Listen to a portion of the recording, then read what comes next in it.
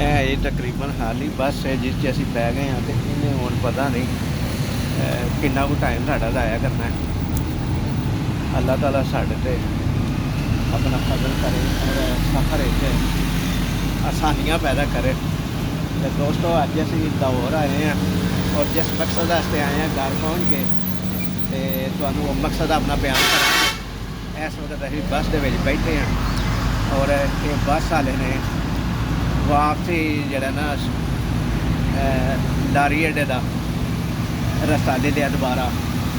तो अं तो खुश होए थे कि गड्डी तुर पई है तो टाइम नाल घर पहुँच जाएंगे, लेकिन बस वाले तकरीबन इंज ही करते हैं।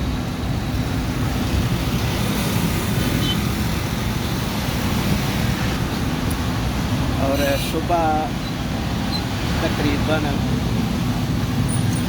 6:30 बजे घरों निकले हैं और जिस जगह पर पहुँचना सी उस जगह पर 8:30 बजे पहुँच गए थे। तकरीबन 15-20 मिनट के जोड़ा मकसद से पूरा होया और वापसी जरा ना लारी अड्डे आए और बस के पै गए।